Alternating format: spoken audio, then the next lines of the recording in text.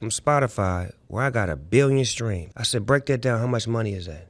That shit wasn't even $45,000. T'inquiète Snoop, je m'en occupe. Bon les gens, aujourd'hui on va parler d'une plateforme que vous connaissez bien, une plateforme avec énormément de contenu et dont les algorithmes qui sont tenus secrets semblent parfois faire n'importe quoi aux dépens de vos propres choix. Une plateforme qui va décider de mettre en avant tel créateur plutôt qu'un autre sans que vous sachiez trop pourquoi, et une plateforme qui tout de même a quand même bien l'air de s'en foutre royalement de savoir si vous êtes vous-même créateur ou pas. Vous avez compris les gens, aujourd'hui on va parler de Spotify et de comment les artistes se font enfler non seulement par la plateforme, mais également de plus en plus par les IA.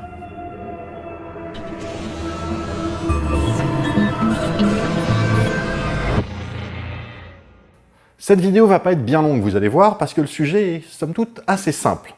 Sujet que nous allons aborder sur 3 fronts. Et quand on sera arrivé au terme de ces 3 fronts et de la vidéo, vous aurez la réponse à votre question.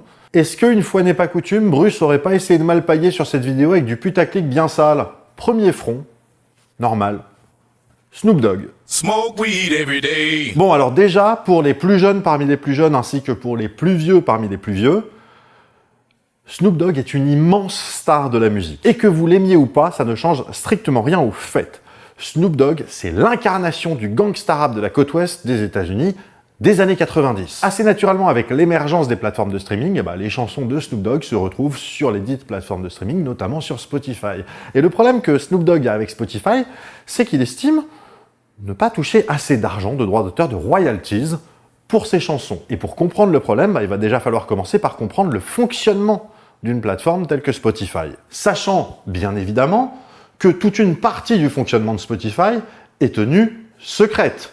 Spotify est une plateforme de streaming musical, si vous voulez, c'est un petit peu comme le YouTube de la musique, pas exactement comme YouTube Music en fait. Oui. Et en gros, en tant qu'utilisateur Spotify, vous pouvez soit l'utiliser gratuitement et vous manger régulièrement de la pub, soit payer un abonnement et ne pas vous manger de la pub. Oui, comme YouTube. Oui, voilà, comme YouTube, c'est bon, on va pas le redire à chaque fois, quoi. Et sur le principe, quand vous écoutez une chanson sur Spotify, l'artiste qui a commis cette chanson touche un peu d'argent. Et c'est vrai que, dit comme ça, ça a l'air simple. Mais c'est tellement pas comme ça que ça marche. Alors, pour que cette vidéo reste simple, on va simplifier énormément le fonctionnement. Donc, pour le dire simplement, Spotify a 2 sources de revenus. La publicité et les abonnements. Ces revenus, ça constitue une somme annuelle qu'on va, pour simplifier, appeler le chiffre d'affaires de Spotify. Et chaque année, chez Spotify, on décide, et j'ai aucune idée ni de comment ni de combien, on décide d'un pourcentage de ce chiffre d'affaires qui sera reversé aux différents artistes. Exemple, si Spotify rentre 1 milliard de dollars et décide que 70% de ce chiffre d'affaires ira aux artistes, en gros, ça fait 700 millions de dollars qui iront aux artistes. Et les 30% qui restent, ça sert à payer les salaires des employés de Spotify, à payer les serveurs, la maintenance, le développement de l'infrastructure s'il y en a, ainsi qu'à reverser des dividendes aux différents actionnaires, s'ils décident de reverser des dividendes aux actionnaires. Jusqu'ici, donc, c'est simple, il rentre de l'argent, et la majorité de cet argent va aux artistes. Mais c'est maintenant que ça va commencer à se compliquer. Déjà parce que tous les artistes ne sont pas logés à la même enseigne. Déjà, on va commencer par distinguer 2 cas. Le cas de l'artiste qui est signé chez un label, dans une maison de disques, et le cas de l'artiste indépendant. Et pareil, là également, je simplifie à balle, parce que vous comprenez bien qu'il y a label et label. Il y a le label indépendant qui est monté par un gars seul, et il y a le label qui appartient à une grosse boîte type, je sais pas moi, Sony ou Warner. La différence, et on s'y attend un petit peu, c'est vrai, c'est que les gros labels, les majors, les grosses maisons de disques, négocient un meilleur paiement que les artistes indépendants. Déjà, vu que les indépendants, ils négocient que dalle, vu qu'en général, ils ont aucun contact chez Spotify, ils n'ont même pas accès à un quelconque SAV. Ce qui signifie déjà que le taux dont j'ai parlé tout à l'heure, le taux que Spotify reverse aux artistes, déjà c'est pas un taux, mais c'est des taux. Pour certains, ça va être 70%, peut-être même 75%, j'en sais rien, mais pour d'autres, ça va être 55%, 58% ou 60%. Et en même temps, on va être honnête, ça s'entend. Si vous êtes une maison de disques et que vous arrivez chez Spotify avec le catalogue des Beatles, des Rolling Stones et de Billie Eilish, vous allez générer plus d'écoutes, plus de streams et plus d'abonnements que si moi je me pointe avec mon générique de fin d'épisode sur Spotify. Oui, parce que clairement, il y a des gens qui vont venir créer un compte, installer et même s'abonner à Spotify pour pouvoir écouter, je sais pas moi, les Beatles ou les Stones. La contrepartie de ce truc-là, c'est évidemment que si moi je mets un morceau en ligne sur Spotify et qui rapporte de l'argent, cet argent il va aller chez moi. Alors que Billie Eilish, elle met sa nouvelle chanson sur Spotify, sa maison de disques va toucher de l'argent, oui, et ensuite cette maison de disques va reverser une partie de cet argent à ses auteurs, ses compositeurs, producteurs, éditeurs, etc. Et donc, une partie à Billie Eilish. Ok, donc en vrai, j'ai fait un foin pour pas grand-chose, parce que finalement, c'est quand même relativement simple, non? Non. Déjà parce que c'est pas parce que quelqu'un écoute votre chanson que vous gagnez de l'argent.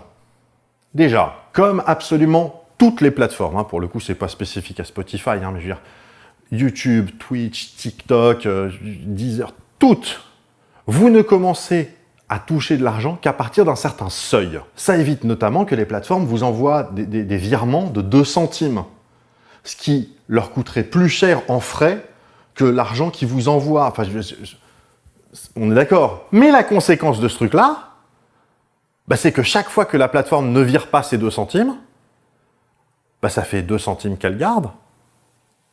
Et ça peut vite faire du monde, en fait. Étant entendu, évidemment, que si moi je mets un morceau sur Spotify et que vous n'êtes pas abonné, vous allez quand même entendre de la pub avant mon morceau. Ça change rien. Et ce seuil, en 2023, il était de 1000 écoutes sur une période de 12 mois, précisément sur les 12 mois écoulés. Si, quelle que soit la date du jour, entre maintenant et il y a pile 1 an, vous avez généré plus de 1000 écoutes, ça y est, Spotify commence à vous verser de l'argent. Et, en théorie, 1000 écoutes sur Spotify en 2023, ça représente à peu près 4,37 $. Et là, normalement, vous allez me dire, attends, mais Bruce, 6000 écoutes, ça fait à peu près 4 $.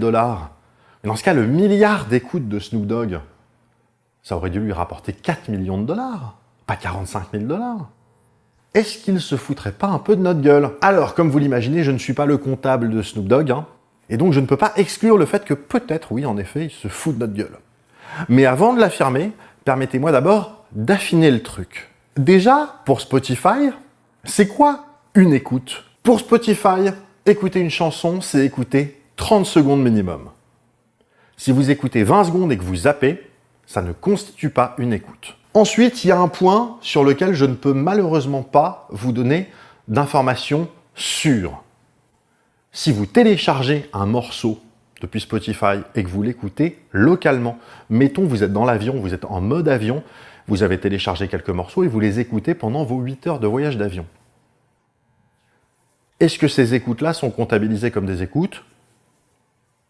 Je ne sais pas. Et d'ailleurs, concernant ces 30 secondes d'écoute, Daniel Ek, que vous ne connaissez sans doute pas parce qu'il ne pèse que 8 malheureux milliards de dollars, ce qui fait de lui un énorme loser parmi les géants des GAFA, d'autant que Spotify, je rappelle, c'est suédois, mais bon voilà. Daniel Ek, donc, qui est le boss de Spotify, il a démenti le fait qu'il était possible de gagner de l'argent sur Spotify avec des morceaux uniquement de 30 secondes en trichant un peu avec l'algo, je vous explique. Par exemple, l'idée selon laquelle il aurait été possible sur Spotify de créer un morceau de 30 secondes, pile, qui est juste des chants de baleines, mais où vous vous arrangez pour que la fin du morceau et le début du morceau se collent bien, vous voyez, comme si c'était une boucle, et qu'ensuite vous faites une playlist où vous collez bout à bout le même morceau de 30 secondes pour en faire un morceau de 3 heures, que vous appelez 3 heures de chant des baleines, avec dans l'idée que si quelqu'un écoute ce morceau de 3 heures, qui est en réalité une playlist, en fait, ça vous fait 360 écoutes, étant entendu également que, pour une raison qui m'échappe, vous touchez a priori autant d'argent si votre morceau fait 1 minute que s'il fait 45 minutes, il y avait une légende qui disait que on pouvait très bien se sortir pas mal d'argent par mois avec un système comme ça. Daniel Ek, lui, il a démenti ça. Précisément, il a dit que ce n'était plus possible. Parce que ça a été possible. Notamment parce que pour déclencher le seuil de paiement dont j'ai parlé tout à l'heure, non seulement il faut avoir fait 1000 écoutes sur les 12 derniers mois, mais 1000 écoutes de 1000 utilisateurs distincts les uns des autres. Vous ne pouvez pas simplement mettre un morceau en ligne et l'écouter en boucle sur votre ordinateur. Ça marche pas, ça. En gros, il faut avoir été écouté au moins une fois par 1000 personnes. Et là, je sens que si je ne fais pas la blague, vous allez m'emmerder. Donc, pardon, je fais la blague. On peut écouter une fois 1000 chansons. Non, on peut écouter 1000 fois une chanson Mais on peut pas écouter 1000... Non. On peut écouter une fois une chanson. On peut. On peut écouter une fois 1000 chansons. On peut aussi, mais c'est plus long. On peut écouter... Mais en fait, on peut toujours... Je sais plus. C'est comme pour les abonnements sur YouTube. Hein. On peut s'abonner une fois à 1000 chaînes. Non, c'est pas ça. On peut s'abonner à la chaîne Y Penser. Oui, ça c'est bon, ça on peut. Donc, ça y est, vous avez 1000 personnes qui ont écouté votre morceau sur les 12 derniers mois. Vous allez pouvoir toucher 3 $, ce qui fait à peu près 0,3 cents par écoute. Et alors, j'ai dit tout à l'heure 4,37 $. Alors, pourquoi est-ce que maintenant je dis 3 $? Ces 3 $, c'est ce que vous touchez de base sur Spotify. Après, il y a des services qui vous proposent, si vous passez par eux, qui vous proposent de mieux... Vous vous rappelez les networks il y a 10 ans pour YouTube? Pareil. Donc là, on commence à avoir une vision un peu plus globale du truc. Donc je reprends mon exemple. Mettons que Spotify a engrangé 1 milliard de dollars avec un catalogue de 100 millions de morceaux. Sur ces 100 millions de morceaux, mettons que, j'invente, hein, mettons que seulement la moitié de ces morceaux génèrent plus de 1000 écoutes sur les 12 derniers mois. Donc en réalité, Spotify ne reversera de l'argent que pour ces 50 millions de morceaux. Et là, comme vous êtes des gens malins, vous allez me dire, Bruce, mais attends, il y a donc que la moitié des morceaux du catalogue qui vont toucher de l'argent. Mais est-ce qu'ils touchent tout l'argent qui était prévu? C'est-à-dire que, mettons donc 70%, est-ce que ces 50 millions de morceaux se partagent 700 millions? Ou est-ce qu'ils se partagent au prorata du nombre de morceaux? Et c'est-à-dire qu'ils vont se partager que 350 millions. Alors, a priori, et je dis bien a priori, c'est bien tout l'argent qui est reversé. Au moins maintenant. Oui, parce que Spotify a clarifié un certain nombre de règles, mais avant, je ne sais pas du tout comment ça se passait. Si bien que quand Snoop Dogg dit qu'il a touché que 45 000 $, ça sent soit le truc pas tout à fait vrai, soit en fait il ne touche que 1% de ce que touche sa maison de disques. Ce qui est possible en vrai. Hein. Ou alors le mec fume tellement qu'il ne sait plus compter le nombre de zéros sur un chèque. C'est possible également. On ne peut pas l'exclure. Sauf qu'il y a autre chose dont il faut qu'on parle. À savoir... le deuxième front.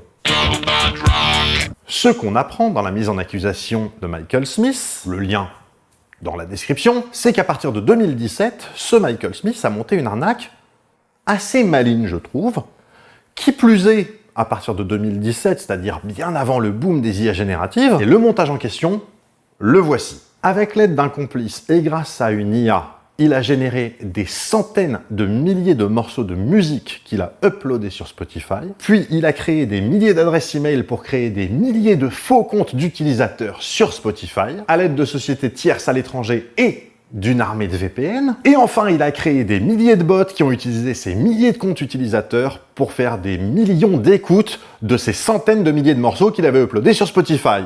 Il espérait, d'après ses calculs, sur une bonne année, toucher à peu près 1 million de dollars. En réalité, en 5 ans, il a touché plus de 10 millions de dollars. Alors, auprès de Spotify, mais également auprès de YouTube Music, d'Amazon Music, d'Apple Music. Et si vous vous demandez pour quelle raison est-ce qu'il a utilisé des VPN, ben, il y a deux raisons à ça, dont une à laquelle, a priori, vous ne pensez pas. La première raison, bien évidemment, c'est pour éviter au maximum de se faire gauler par des systèmes de monitoring automatique, c'est-à-dire que si d'un coup, vous avez tout le catalogue de morceaux d'un seul artiste qui est écouté des millions de fois par un seul ordinateur au Bangladesh, ça se voit. Les VPN permettaient donc de faire croire que les utilisateurs étaient un peu partout dans le monde, notamment aux États-Unis. Et l'autre raison d'utiliser des VPN, celle à laquelle a priori vous ne pensez pas, c'est que figurez-vous que quand vous écoutez un morceau sur Spotify, selon que vous êtes situé aux États-Unis ou par exemple au Portugal, l'artiste ne touche pas la même somme. En l'occurrence, l'artiste touche 2 fois plus d'argent si l'utilisateur est aux États-Unis qu'au Portugal. C'est comme ça. Et donc, Michael Smith a gagné environ 10 millions de dollars entre 2017 et 2022, moment auquel il a été mis en examen pour fraude. Et en 2022, il a plaidé coupable. Il a plaidé coupable en novembre 2022. Le lien dans la description, pareil. Et la fraude, eh ben, quelle est-elle? Bah, figurez-vous qu'en réalité, il y a 2 fraudes. La première fraude, bien évidemment, c'est d'avoir fait écouter ces morceaux par des centaines de bots qui n'en avaient rien à secouer de se manger pub sur pub, sachant par ailleurs que, oui, parce que ça j'ai oublié de préciser, une écoute d'un abonné rapporte un peu plus d'argent qu'une écoute par quelqu'un qui n'est pas abonné qui s'est mangé une pub. Donc voilà, première fraude, utilisation de bots. Mais c'est pas la seule fraude. La deuxième fraude, alors figurez-vous que la deuxième fraude, c'est pas d'avoir fait générer de la musique par une IA. Ça, c'est pas interdit. Vous avez le droit de générer de la musique avec une IA générative. Non, non, c'est pas là qu'est la fraude. La fraude a été de ne pas préciser que la musique avait été générée par une IA. Parce que la législation aux États-Unis est on ne peut plus claire. Un morceau de musique qui est généré par un programme informatique ne peut pas générer de droit d'auteur. C'est d'ailleurs strictement la même chose en France, hein, et globalement, dans à peu près tous les pays du monde dans lesquels il existe une notion de droit d'auteur, c'est un peu la même chose. C'est-à-dire que pour qu'il puisse y avoir des droits d'auteur, il faut que l'œuvre soit, on dit, empreinte de la personnalité de son auteur. Voilà, donc si c'est généré par ChatGPT, DeepSeek ou je ne sais quoi, bah c'est non. Donc perception de droit d'auteur sur une musique générée par IA plus utilisation de bots, ça fait 2 fraudes qui ont été commises par Michael Smith. Mais la fraude concernant la perception de droit d'auteur sur des morceaux générés par une IA soulève une autre question. Et ça, c'est notre 3e fraude. En 2023, Spotify annonce avoir fait un énorme ménage dans son catalogue. Ils ont supprimé des milliers de contenus générés par IA et notamment 7% du catalogue du label Boomy. Ce qui s'entend assez naturellement vu que Boomy, c'est un peu comme ChatGPT mais pour la musique. En janvier 2025, Liz Paley, une journaliste new-yorkaise, publie un bouquin qui n'est pas encore sorti en français, mais qui est donc déjà dispo en anglais, donc une enquête sur le business model de Spotify et qui s'intitule Mood Machine, The Rise of Spotify and the Cost of the Perfect Playlist. Et là, j'annonce, on va rentrer dans le dur. Une bonne partie du business model de Spotify, une bonne partie de ses revenus, ce sont les longues playlists instrumentales. Vous savez, les playlists du genre 10 heures de musique pendant votre sport, 10 heures de musique pendant votre travail, 10 heures de musique pendant que vous cuisinez, 10 heures de musique pendant que vous êtes en train de chier, etc. Et bien sûr que non, c'est pas un hasard si à chaque fois j'ai pris la même durée pour ces playlists, parce qu'il ne faut pas oublier qu'en France, on a aussi une plateforme qui ne sponsorise pas cet épisode, et qui s'appelle...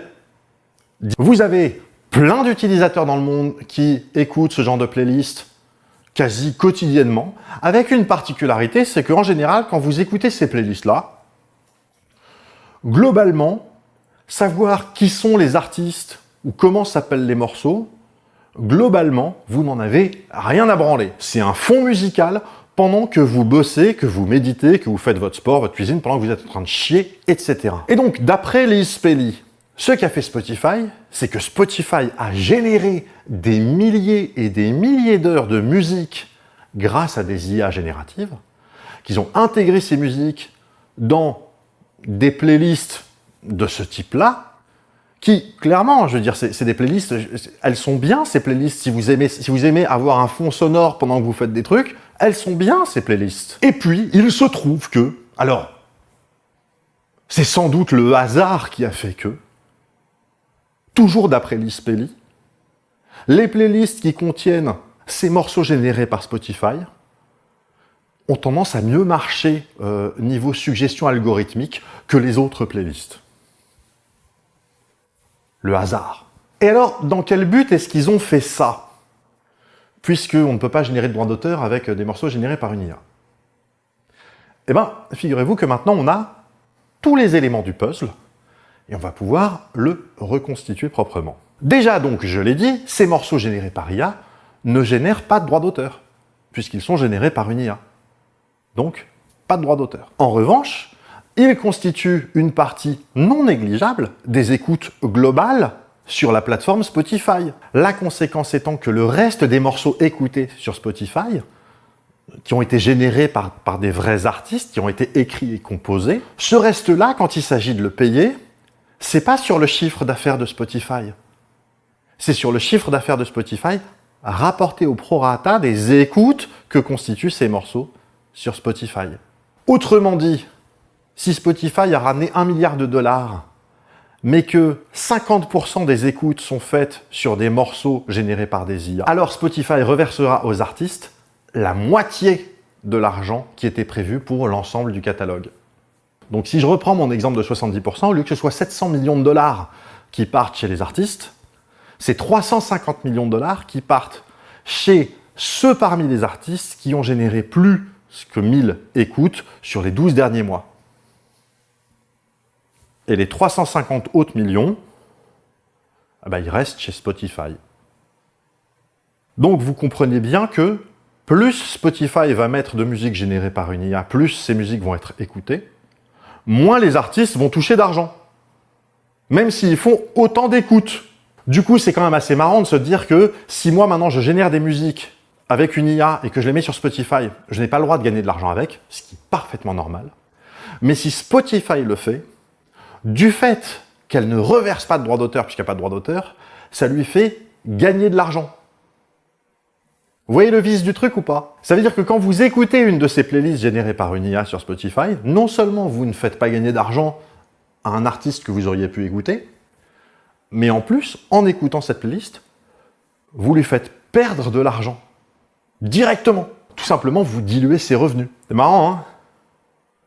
Alors, en vrai, il n'y a vraiment pas de quoi tomber de sa chaise.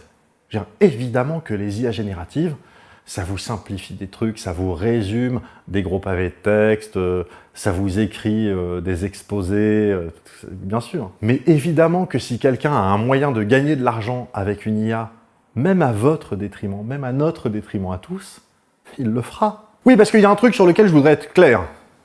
C'est absolument normal que Spotify ne reverse que le prorata des écoutes. Je veux dire, ça va pas de soi comme ça. C'est pas naturel, mais si on simplifie le problème, vous allez voir que c'est logique. Si, vous allez voir, c'est logique. Regardez, je vais prendre un exemple caricatural, mais pour que vous compreniez. Mettons que sur Spotify, il y a juste 2 artistes. Il y a Snoop Dogg et Jean-Michel IA. Et je précise pour les plus cons que Jean-Michel IA, dans mon exemple, c'est une IA. Et mettons que Snoop Dogg, sur 12 mois, il va faire 1 million d'écoutes, et que l'IA, avec l'ensemble de ses playlists et tout, elle fait 1 milliard d'écoutes. Spotify, eux, leur revenu, il n'y a rien qui change. Hein. Je veux dire, ça reste toujours l'argent de la publicité qu'ont entendu des utilisateurs réels, et l'argent des abonnements des abonnés réels. Et donc, mettons, Spotify, il rentre 1 milliard de dollars. Pour quelle espèce de raison est-ce que Snoop Dogg toucherait l'intégralité des revenus à reverser aux artistes, sachant qu'il correspond globalement à 0,1% des écoutes de la plateforme? Alors, ok, le reste, il n'y a pas de droit d'auteur, donc il n'y a personne à payer. Mais c'est en écoutant le reste qu'il y a eu un max de pubs, qu'il y a eu des abonnements, etc. Vous voyez bien que c'est logique. Maintenant, savoir si vous trouvez ça moral ou pas, ça c'est votre problème. Mais logique, c'est assez logique. Maintenant, il est clair qu'il y a un paquet de questions d'ordre juridique qui se posent et qui vraisemblablement seront posées dans les prochaines années. C'est sûr et certain. Notamment, est-ce que c'est normal qu'une plateforme favorise ses propres contenus générés par IA? Et alors, tout de suite, les Jean-Michel avocats, comprenez par là les gens qui ne sont ni juristes ni avocats, mais qui sont tellement persuadés d'avoir une bonne compréhension du droit que dans leur tête c'est comme s'ils l'étaient. Les Jean-Michel avocats qui commenceraient à venir à m'expliquer que Spotify c'est une société privée et que donc elle fait ce qu'elle veut, ce qui est en partie vrai, hein, bien sûr, mais il y a toutefois quand même un autre pan de la question dans lequel je ne vais pas trop m'aventurer parce que figurez-vous que moi-même je ne suis pas un Jean-Michel avocat, mais peut-être qu'il pourrait y avoir des questions, je ne sais pas moi, d'abus de position dominante. Ça semble pas mal, hein, pour commencer. Ou alors, rupture d'égalité dans les contrats entre les artistes et la plateforme. C'est possible aussi. Hein. Bref, tout ça pour dire qu'à mon avis, dans les prochaines années, ces questions-là vont être posées devant des juges et que les juges vont apporter des réponses. Tout ça pour dire que ça pourrait bien expliquer, oui, pourquoi Snoop Dogg, avec 1 milliard d'écoutes, ne toucherait que 45 000 $. Au moins en partie. Voilà, cet épisode est terminé. J'avais pas vraiment grand-chose à dire sur le sujet, mais je trouvais le sujet intéressant. J'avais envie qu'il traîne un peu dans votre esprit. Donc, j'ai décidé d'en faire une vidéo. Le livre de Liz Pelly, je vous mets un lien en description, comme ça, mais voilà, il n'existe pas encore en français au moment où je tourne cette vidéo, donc soyez patients. Si jamais vraiment vous êtes impatient, que vous mourrez d'envie de lire des livres en français, figurez-vous que moi-même, j'ai écrit 3 romans en français, qui sont tous les 3 disponibles. Je vous mets les liens dans la description, si vous avez envie de les acheter. Après, les lire, c'est vous qui voyez. Vous savez, moi, une fois que vous les avez achetés, pensez bien à vous abonner ou à vous réabonner, comme on le dit, hein, voilà. Si la vidéo vous a plu, pensez bien à la liker, à la commenter, à la partager si vous pensez que c'est un sujet qui mérite d'être connu un petit peu par tout le monde. On se retrouve évidemment très bientôt pour un nouvel épisode et d'ici là, bien sûr, restez curieux et prenez le temps d'y penser. Éventuellement en musique.